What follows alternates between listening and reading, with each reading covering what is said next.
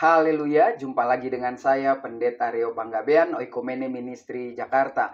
Apa kabar saudara? Saya berharap saudara selalu berada dalam keadaan baik, sehat, dan never give up. Jangan pernah menyerah.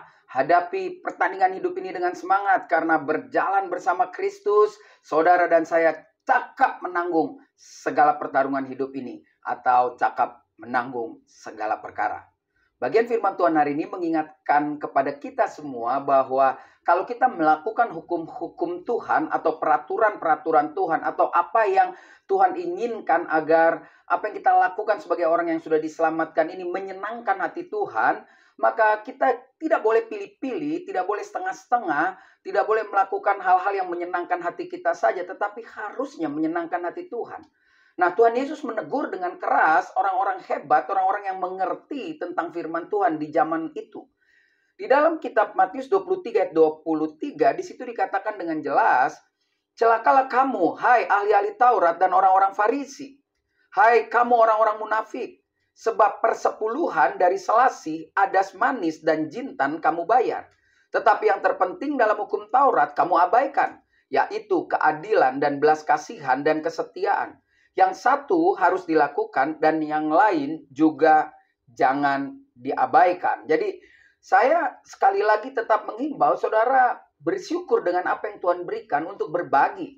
Benar, tidak salah saudara memberikan persembahan kasih, diakonia, persembahan persepuluhan, nggak ada persoalan buat saya.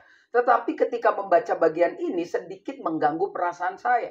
Karena pada kenyataannya ada orang yang tidak peduli dengan keluarga, tidak peduli dengan keadaan sekitar. Yang penting dia peduli melakukan hukum-hukum atau aturan-aturan main Tuhan.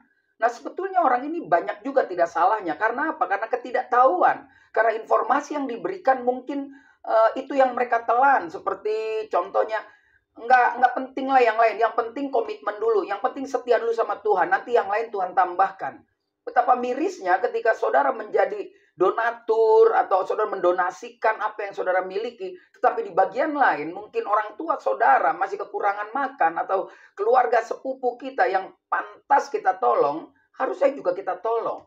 Nah, ini memang selalu terjadi perdebatan, tetapi saya mau mengutip apa yang dikatakan Tuhan Yesus. Tidak salah saudara memberikan persepuluhan, persembahan, dan lain sebagainya. Tetapi di bagian lain juga kelakuan kita harus seimbang. Yaitu jangan kita setia sama Tuhan, tetapi kepada manusia yang di depan muka kita nggak setia. Nah, ini persoalan. Mari saudara, lakukan apa yang harus kita lakukan kepada gereja, kepada Tuhan, kepada pelayanan-pelayanan kita. Tetapi lakukan juga kepada sesama. Ketika Yesus diuji oleh mereka juga, orang-orang Farisi, ahli Taurat, hukum apa yang paling besar dalam Taurat, kan Tuhan Yesus mengatakan dua prinsip sederhana, mengasihi Tuhan dan mengasihi sesama dengan kadar yang nggak boleh berbeda dong. Harus sama, karena bagaimana kita bisa mengasihi Tuhan yang tidak kita lihat, sementara orang yang ada di depan kita, saudara kita mungkin sekandung, tidak kita tolong gitu. Lain persoalan kalau kita sudah tolong, yang ditolong tidak mau, itu lain lagi ya saudara, jangan saudara perdebatkan. Tetapi marilah kita kembali. Waktu kita melakukan hal yang menyenangkan Tuhan, janganlah juga menjadi sandungan bagi sesama kita. Dan kalau kita juga melakukan sepertinya baik sekali kepada sesama kita, jangan lupa kita harus melakukannya karena kita mengalami kebenaran firman Tuhan dalam hidup ini.